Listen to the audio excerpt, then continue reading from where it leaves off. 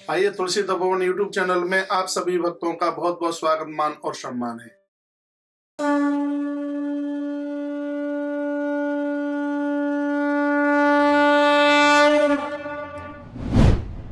जिनका नाम लेने से ही जीवन मंगल में हो जाता है। पुण्य श्लोको नलो राजा, पुण्य श्लोको जनार्दन, पुण्य श्लोको च वैदेही, पुण्य श्लोको च युधिष्ठिरः। ये पवित्र नाम का हम उच्चारण करते हुए आपकी बात को आरंभ करते हैं। आप हमारा प्रणाम स्वीकार करें और आप सब अच्छे होंगे, भगवान के चरणों में हमें ऐसा विश्वास है। आप सब आनंद के साथ अपने हर क्षण हर पल को निकालें। प्रभु चरणों में हमारी प्रार्थना है। आज जिनके भी जन्मदिन है, शादियां की तिथियां हैं, उन सबके लिए मंगल में शुभकामनाएं। धीमे धीमे हर दिन रोज निकल जाता है, न रात का पता लगता न दिन का पता लगता। मानवीय जिंदगी जब धर्म के साथ में जुड़ती है तब ऐसा ही होता है। और जीवन का एक सबसे बड़ा श्रेय यही है कि हम भगवान के बनकर के ऐसे जिए जैसे मीरा, ध्रुव, प्रहलाद, नरसी, सूर, तुलसी, ये सब भगवान के बनकर के जिए। ऊपर अंबर और नीचे धरा रहेगी तब तक इन महान पुरुषों का नाम कहीं शास्त्रीय इतिहास से कभी अलग नहीं हो सकता। आइए मैं आगे बढ़ूं उससे मैं पहले ये कह दूं कि जैसे ही आप प्रोग्राम को ऑन करते हैं देखने के लिए, तो सबसे पहले भगवत नाम स्मरण, वीडियो को लाइक और शेयर करना न भूलें। नए भक्त हैं, तुलसी तपोवन यूट्यूब चैनल को सब्सक्राइब करके बेल आइकॉन दबाएं। आप फेसबुक पर देख रहे हैं तो कृपया पेज को आप फॉलो जरूर करें। आगे मैं बोल रहा हूं उससे पूर्व यूट्यूब चैनल पर जितने भी लोग जुड़े हुए हैं, कृपया शेयर के ऑप्शन में जाते हुए फेसबुक पर जाकर के उसको पोस्ट कर दीजिएगा। और जो फेसबुक पर सुन रहे हैं वह भी कृपया इस प्रोग्राम को शेयर करें अपने अपने मोबाइलों में। आप इसको व्हाट्सएप पर आगे भेजिएगा तो इस प्रोग्राम को और एक ताकत मिलेगी। यहाँ की कही गई बातें लोगों के लिए सार गर्वित होंगी और एक धर्म के कार्य में ये आपकी एक बहुत बड़ी वंदनीय पहल हो जाएगी। आइए, हमें विश्वास है कि इतना सा काम आपने कर दिया होगा। नहीं किया है तो अभी आप उसको लाइक करते हुए आप इसको शेयर करें। काफी भक्तों ने लिख भी दिया है कि महाराज जी हमने कर दिया। ये तो रोज का काम होना चाहिए, हमें कहने की जरूरत भी नहीं पड़ी। आया कल आप सुन रहे थे कार्तिक महात्म्य, पुरा केन महाभाग लोकेस्मिन् संप्रकाशितम् माघ स्नान महात्म्यम से इतिहासम तथा दिशः। यह बात ऋषियों ने सूत जी महाराज को पूछी थी कि आपने कथकम कार्तिकाख्यान भुक्ति मुक्ति प्रदायकम, आपने कार्तिक महात्म्य विस्तार पूर्वक कहा। हे गुरुवर, अब हम आपसे कथयिष्यामि माघस्य महात्म्यम पुण्यवर्धनम। देवसी नारद जी के मुख से हमने ऐसा सुना था कि माघ मास की बहुत बड़ी महिमा है, तो गुरुवर आप यह कृपा कर दीजिएगा कि आप हमें माघ मास महात्म्य सुना दें जिससे हमें आनंद हो। धार्मिक लोगों को कथा सुनने में बड़ा आनंद आता है और ग्रंथ को पढ़ने से भी ज्यादा जो आनंद है वो सुनने में ज्यादा आता है। और मार्कंडेय पुराण में तो लिखा है कि सुखम हरति पापानि तथा आरोग्यम प्रक्षति, सुनने से आरोग्यता मिलती है। इसलिए सुनने का अभ्यास होना ही चाहिए।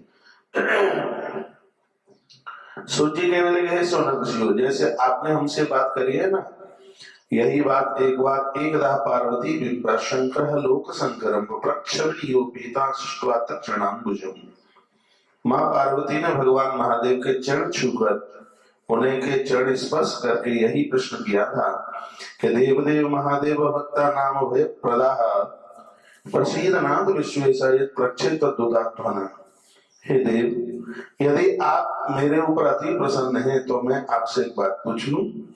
शंकर जी ने कहा, देवी पूछिए, क्या तुम पूछना चाहती हो? तब महादेवी ने कहा कि भगवान, श्रोता नाना विधा धर्मात्म पूर्व मया विभो अधुना श्रोतमक्षामि महात्म्यम मार्गजम पदः। आपने पूर्व में कई चीजों की महिमा और महात्म्य का वर्णन किया था, लेकिन आज मेरे मन में ऐसी उत्कंठा है और उत्साह है, मैं उत्साह पूर्वक आपको पूछना चाहती हूँ। आप हमें यह बता दें कि माघ मास की महिमा क्या है। तत्वकेन प्राचीनम को विधि कांच देवता, इसकी विधि क्या है, इसमें कौन से देवता की पूजा की जाती है। तत्सर्व विस्तारता गुरु तुष्कम भक्ति वत्सरः।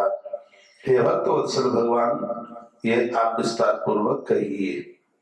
यहां तक कही गई बात आपकी समझ में आई होगी। धन्यवाद। तब भगवान शंकर की वाणी बोली है, कहते हैं भगवान के पूजतो नागरी सर्वई खबरान तो वही। उस नगर में क्षेत्र में कभी अकाल दुकाल नहीं पड़ते, महामौतें नहीं होती, बीमारियां नहीं फैलती। जिस क्षेत्र में लोग स्त्री पुरुष माघ मास स्नान करते हैं, कथा सुनते हैं, दान पुण्य करते हैं, ये भगवान शंकर के शब्द हैं। और उस संदर्भ में अयोध्या के एक राजा की कथा सुना दी। दिलीपो भूव्रताम श्रेष्ठो। अयोध्या की धरती पर एक बहुत बड़ा राजा हुआ। उसने माघ मास के द्वारा भगीरथ जैसे पुत्र को प्राप्त कर लिया, ऐसा इस ग्रंथ के अंतर्गत वर्णन किया गया।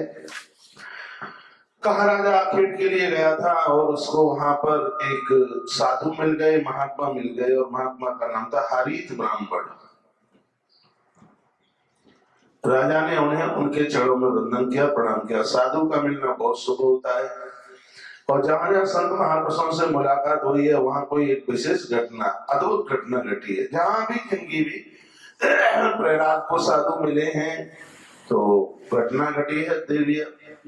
ध्रुव जी को महात्मा मिले हैं तो वहां भी बड़ी अद्भुत घटना घटी है। सीधी सी बात है कि जीवन में महापुरुषों की मुलाकात कुछ शुभ संदेश लेकर के ही उभरती है। साधु से हो न कार्यहानि, महापुरुषों से कभी किसी भी प्रकार का कोई घाटा नहीं होता। बड़ी सुंदर बात ये कार्तिक महात्म्य में, ये माघ महात्म्य में लिखी है, ये मुझे बहुत अच्छी लगी है बात, बहुत बढ़िया लगी। तो उस हरित नाम के ब्राह्मण को पूछा, गुरुवर आप सुबह सुबह कहाँ दौड़ते हुए जा रहे हैं? तब उन्होंने कहा, स्नान कालो यस्माकम ना कथा बसरुण नपः। हे राजन, इस समय मेरे लिए कथा कहने का समय नहीं है।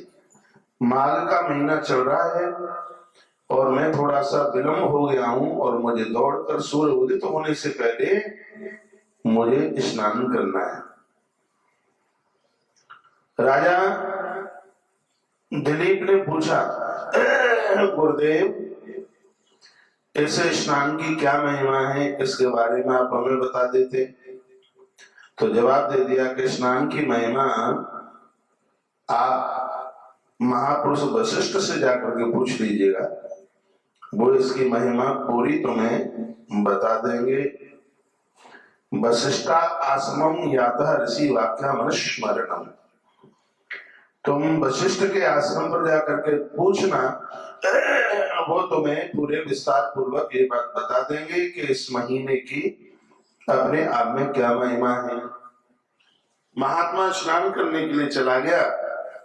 इधर राजा दिलीप अयोध्या आए।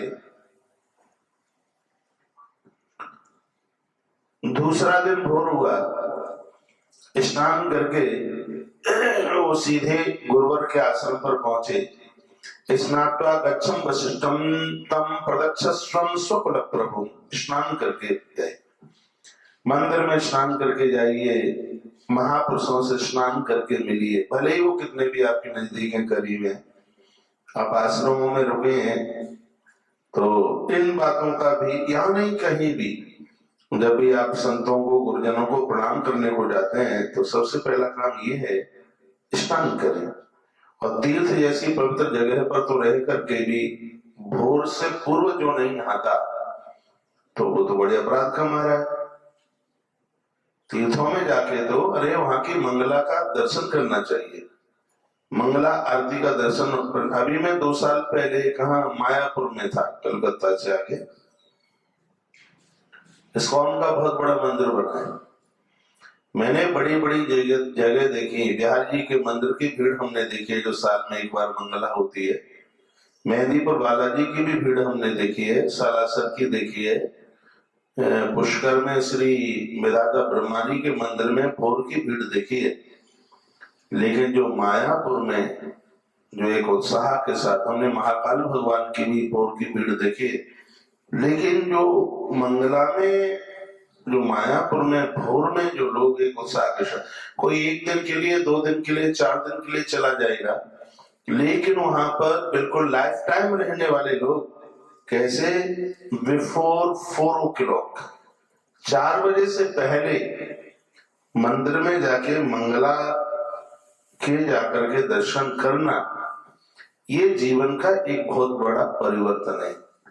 बिस्तरा आपको आपका आलस्य नहीं छोड़ने देता, नहीं तो आप अभ्यास सा बना ले तो भोर में जगने में तो इतना आनंद है कि बस पूछिए मत, शब्द कह करके उसकी महिमा का वर्णन नहीं किया जा सकता।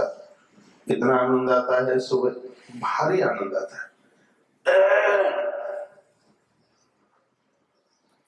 आपने मायापुर के लिए मैसेज लिखना शुरू कर दिया है क्योंकि आप गए होंगे वहां पे। आइए, गुरुदेव के चरणों में स्नान करके राजा पहुंचा। तापसो मौनी प्रातः स्नानायनेर्गत, कितना सुंदर लिखा इसने। तापसो मौनी, तपस्वी लोगों को चाहिए, साधक लोगों को चाहिए कि सुबह वो कम से कम बोले, ना के बराबर बोले। जो है वो बोलते हैं वो भगवान के ही लिए स्तुति और प्रार्थना हो, फालतू की बातें नहीं। सुबह के समय में बाहर आप फोन फान मत कीजिए, दोपहर के बाद बहुत समय बचता है। सुबह आपकी ऊर्जा भगवती कार्यों में लगेगी, आपकी वाणी सिद्ध हो जाएगी। सुबह तो यह वाणी सुंदरकांड में लगे, हनुमान चालीसा में लगे, गीता जी के पाठ में लगे, फालतू की तमाम बातों में नहीं। ये ग्रंथ ने जो हमें अद्भुत बात बताई है, संदेश दिया है, वो बड़ा अद्भुत है। कैसे इंद्रियां बस में होंगी, आप परम तपस्वी बनेंगे। सुबह आप उठ पटांग, चाहे सबसे चाहे जैसे बात करें, नहीं। तपस्या में, भजन में, माला जपते समय मौन रहिए, ऐसा अभ्यास कीजिए। तापसो मौनी, यानी भजन में माला जप रहे हैं, कोई जरूरत नहीं है बोलने की। आप माला जप रहे हैं, क्यों किसी को बोलेंगे? आप माला जप रहे हैं, क्यों किसी को आप फोन पर बात करेंगे? हाँ, कोई जरूरी बात है, बात अलग है। यदि हाथ में माला है और आप घंटों घंटों लोगों को बातें कर रहे हैं, बतिया रहे हैं, तो ऐसे भजन का कहीं कुछ भी नहीं है, कोई उसका मतलब ही नहीं है।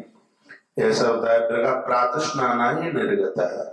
जिस समय आप स्नान करते हैं उस समय भगवत नाम उच्चारण करें, नदियों के नाम लें, गंगा मैया के 15 नाम है वो ले लें आप, ये आनंद देते हैं। प्रत्यावर्त दलीपोसी तत्वाश्नात्मा यथा विधि।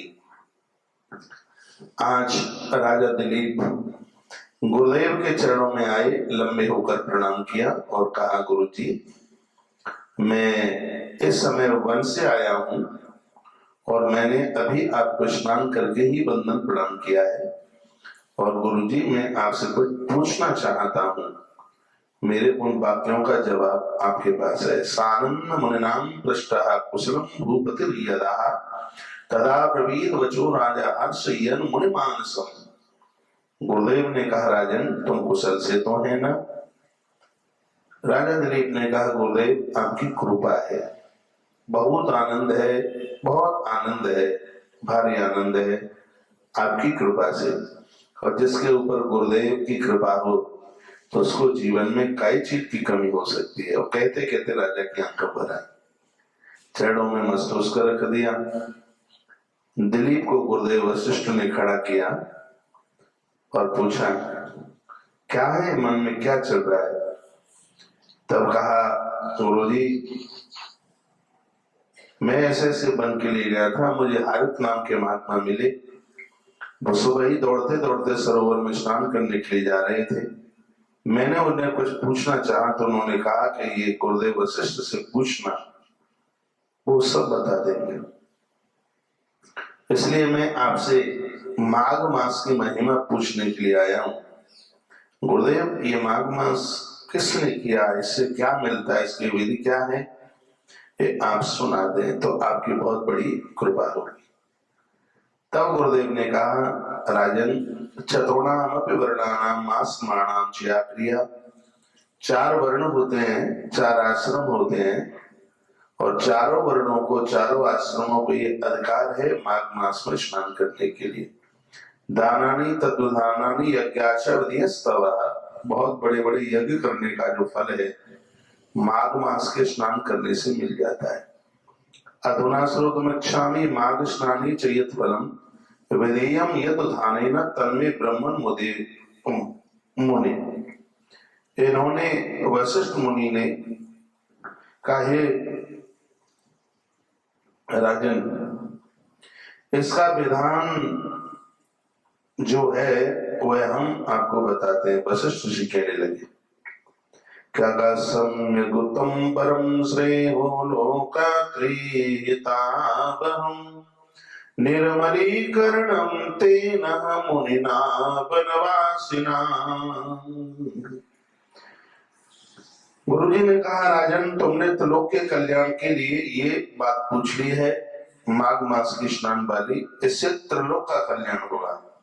उस वनवासी मुनि ने निर्मल हृदय से तुम्हें जो कहा है, और राजन, महात्मा लोग बोलते हैं उनकी जिह्वा से कोई भगवती आवाज ही निकलती है, तो उन्होंने तुम्हें जो स्नान के लिए कहा है, इसका फल यज्ञ, अग्निहोत्र, जो सदगति प्रदान करने वाले होते हैं, यज्ञ से सदगति मिलती है, नित्य के यज्ञ से सदगति मिलती है राजन। उसी प्रकार से भोर में इस महीने में कोई स्नान करता है तो इसमें कोई संशय वाली बात नहीं है, उस जीव को सदगति मिलती है। जो लोग गाय, भूमि, माणक के स्वर्ण दान के बिना ही इतनी चीजें हैं, इतनी चीजों का राजन उन्हें दान करना चाहिए। क्या लिखा है, जो लोग गाय का, धरती का, स्वर्ण का दान करते हैं तो उसकी बहुत बड़ी महिमा है। ऐसी ही महिमा इस माघ मास के स्नान की है। वर्णन किया है कि व्रतों में जो एक सर्वोच्च व्रत है महीनों में, माघ मास में हर अनुष्ठान अपने आप में सिद्ध हो जाता है। 3 महीनों की बात कही, हरे पूजा च वैसाखे, तप पूजा च कार्तिके, तपो होमस तथा दानम त्रियम माघे विशिष्यति। हरे पूजा च वैसाखे, वैसाख का महीना, कार्तिक का महीना, और माघे विशिष्यते, माघ के महीने को विशेष बताया। इसमें तप, होम, यज्ञ, दान, पुण्य अपने आप में सब अक्षय हो जाते हैं।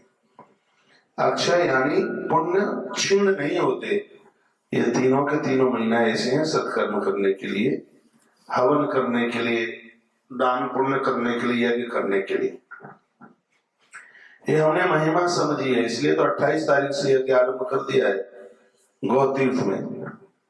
28 तारीख से इसकी महिमा ही इतनी अद्भुत है इस महीने की अपने आप में। आप भी कोई अनुष्ठान चालू कर दें, अभी कोई बात नहीं, अभी 2-3 दिन ही निकले हैं। आप बार बार मैसेज में पूछ रहे हैं कि चतुर्थी के लिए आज 6 बजे वीडियो बड़ी सुंदर डाल दी है, सकट चतुर्थी के लिए पूरी पढ़ लें। ये आज की चतुर्थी बच्चों के लिए बहुत ज्यादा प्रभावशाली है। आप ऐसा कुछ कर सकते हैं आज की चतुर्थी में बंधन पूजन करने से। पूरी वीडियो, एक 9 मिनट की वीडियो डाली है इस प्रोग्राम के तत्पश्चात। आज की सकट चतुर्थी की उस वीडियो को एक बार जरूर सुन लीजिएगा। श्री कृष्ण गोविंद हरे मुरारी, हे नाथ नारायण वासुदेव श्री कृष्ण गोविंद हरे मुरारी।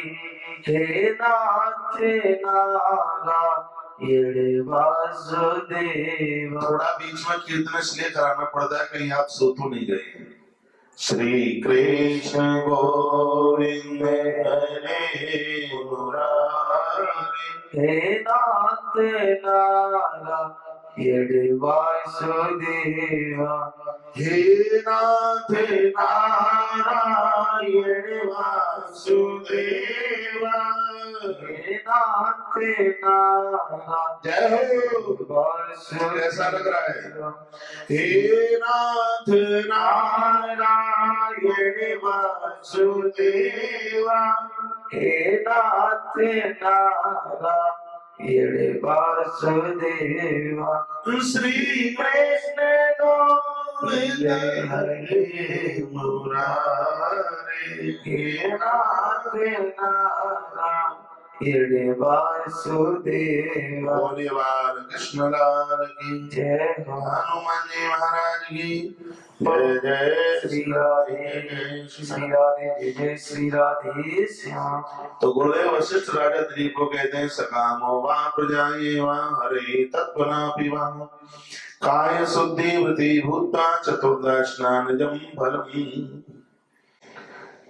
स्नान करने से शरीर की शुद्धि होती है, स्नान करने से व्रत की शुद्धि होती है, स्नान करने से सकाम निष्काम सब कार्य अपने आप में पूरे होते हैं। इसलिए हे राजन, व्यक्ति को माघ स्नान, कार्तिक स्नान और वैशाख स्नान स्त्री पुरुष को भोर से सूर्य उदित होने से पूर्व करना ही चाहिए। ये गुरुदेव वशिष्ठ बोले। अब वो वह बताते हैं कि स्नान किस किसने किया, उनका कहना है। तो सुनो किस किसने किया। लिखा है निरन्ना अदिति सस्नो मागे द्वादश वत्सरे पुत्रा श्रद्धादशादित्यान् लवेत लोक्यादियापकान्। गुरुदेव वशिष्ठ ने कहा कि हे राजन दिलीप, देवताओं की माता अदिति यानी कश्यप महात्मा की पत्नी अदिति ने माघे द्वादश वत्सरे 12 वर्ष तक अन्न छोड़कर, निरा अन्ना शब्द लिखा है, अन्न छोड़कर, इस मैया ने तो 12 साल तक अन्न ही नहीं खाया। 12 वर्ष उसने अन्न छोड़ करके माघ का स्नान किया। निरन्ना अदिति सस्नहु माघे द्वादश वत्सरे। 12 वर्ष तक उसने अन्न नहीं खाया और उसने माघ स्नान किया। तो इसके परिणाम उससे क्या मिले कि पुत्रांश द्वादशादि त्याह लवेत लोक्य दीपकान, पूरी सृष्टि को प्रकाश देने वाले ऐसे 12 पुत्रों को प्राप्त किया मां अदिति ने। 12 वर्ष का उसका यह अनुष्ठान था। 12 साल तक 12 माघ हुए भाई, और उसने 12 वर्ष तक अन्न का एक टुकड़ा जिह्वा के ऊपर नहीं रखा। ये हे राजन दिलीप, ये माघ मास के स्नान का ये प्रभाव था कि बामन जैसी संतान भगवान विष्णु सूर्य देव, ये इस माघ मास के स्नान के प्रभाव से माता अदिति देवताओं की मां बन गई। उसने माघ मास के इस प्रभाव के द्वारा उसने ऐसी सुंदर संतान को प्राप्त किया। क्या सुंदर यहाँ बात कही गई है। जो नारी माघ मास का स्नान करती है, दैव तुल्य अपनी कोख से बच्चों को जन्म देती है। जो बेटियां माघ स्नान करती हैं, उनको अच्छे घर और वर की प्राप्ति होती है। वानप्रस्थ जीवन में भी जो स्त्री और पुरुष माघ स्नान करते हैं, मृत्यु के तत्पश्चात यहाँ तो सुख भोगते हैं, अंत में स्वर्ण रथ में बैठकर वो भगवान के धाम जाते हैं। ऐसा वर्णन है। भैया सोने का रथ आएगा, सीधे सोने का आएगा। हाँ, झालरें बज रही होंगी, शंख बज रहे होंगे, वो सब आनंद हो रहा होगा। तो कितना आनंद हो रहा है। 3 दिन निकल गए, कोई दिक्कत की बात नहीं है। कल से शुरू कर दो, ठीक रहो। बढ़िया रहोगे, क्योंकि इसमें कुछ दिन ऐसे हैं जिनमें स्नान करके फिर जो दिन निकल भी जाएं तो उनकी पूर्ति हो जाएगी। मैं आपको बीच बीच में निवेदन करता रहूंगा। और एक बात और मैं आपको बोलूं, कार्तिक मास की कथा सुनी है आपने विस्तार पूर्वक पूरे 30 दिन, और मुझे नहीं लगता कि कार्तिक मास के महात्म्य से ये कथा कुछ हल्की पड़ रही हो, इसकी महिमा कुछ कम हो रही हो, मुझे नहीं लगता। बिलंदा ऊप रही होगी। कार्तिक मास का भी तो हमें लगता है क्या परमात्मा ने हमें इसी काम के लिए भेजा है क्या, इन सोते हुओं को जगाने के लिए?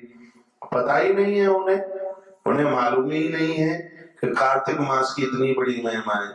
अभी पिछला कौन सा पुराण गया, वराह पुराण में लिखा था कि माघ मास की इतनी बड़ी महिमा है कि पूरा का पूरा महीना खीर और पूरी ब्राह्मण को, ज्यादा नहीं तो एक ब्राह्मण को 30 दिन यदि किसी ने भोजन करा दिया तो 30 जन्मों के, एक जन्म के नहीं 30 जन्मों के पाप जल करके राख हो जाएंगे।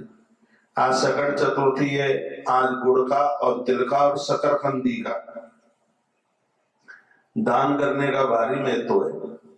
तिल, शकरकंदी, अमरूद और गुड़, भारी महिमाएं इनकी। ये कुछ बातें ऐसी हैं, इनको लिख लिया करें। कार्तिक मास चल रहा है, आनंद की बात है। एक साल के बीच में 100 सेरा छिड़कने की महिमा मकर संक्रांति से आरंभ होती है, जो 14 तारीख को निकल गई जनवरी में, और इसको आने वाली अगले साल तक 100 सेरा पूरा कर दीजिए। इनके महात्म्य लिखे हुए हैं, एक एक शेर सब चीजें आप दे दीजिएगा। ये सब चीजें अपने आप में बड़ी प्रभावशाली हैं, बहुत आनंद देने वाली हैं। तो निरन्ना अदिति सस्नहु मागे द्वादश वत्सरे पुत्रांश द्वादशादित्यां लभेत लोक्यः दीपकानि। तो भैया, जिस स्त्री पुरुष ने माघ मास का स्नान कर लिया है उनके वंश में संतान होगी। दीपकांत लोक्यः, तीनों लोक 14 भुवनों में प्रकाश का, भैया दिया जलाने वाले, अलाप जगाने वाली संतान का जन्म होगा। कीड़े मकोड़े जन्म नहीं लेंगे, अच्छी संतान जन्म लेगी। तो ये धर्म सत्कर्म करते रहिए। बेटियों को भी बताइए, बहुत ज्यादा जरूरी है, सुन लो। बेटियों को भी बताइए, वो भी स्नान करें, बच्चियां स्नान करें, जिनसे अच्छे घर और वर की उन्हें प्राप्ति हो, अच्छा परिवार मिले। तो ये वो भी करें, आप भी करें। तो निरन्ना अदिति सस्नहु मागे द्वादश वत्सरे, अदिति माता ने 12 वर्ष तक माघ स्नान किया। गुरुदेव वशिष्ठ कहते हैं राजन दिलीप, तो उसका यह प्रभाव हुआ कि माता अदिति ने सुंदर से बढ़िया से 12 पुत्रों को प्राप्त किया, जिन्होंने 3 लोक 14 भुवनों में अपनी अच्छाई का डंका बजा दिया था। ये माघ मास के स्नान का प्रभाव था। और सुभगा रोहिणी माघा दानशीला अरुंधति सचेच रूप संपन्ना प्रसादे सप्तभूमि के। सुभगा रोहिणी माघा, चंद्रमा की पत्नी रोहिणी ने, चंद्रमा की जो पत्नी है रोहिणी, इसने भी माघ मास को स्नान किया है और ये अपने पति को बहुत प्रिय हो गई रोहिणी। क्या सुंदर बात कही गई है।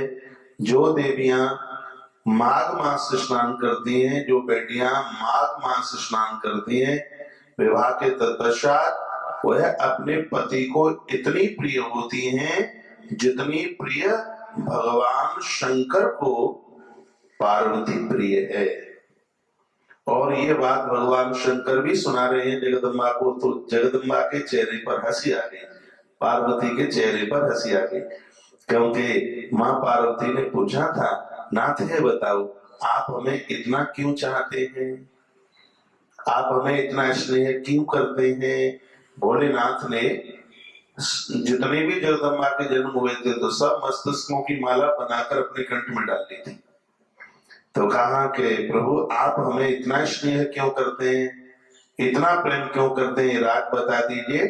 तो शंकर जी ने मुस्कुरा करके कहा, देवी तुमने माघ मास स्नान किया है और जो नारी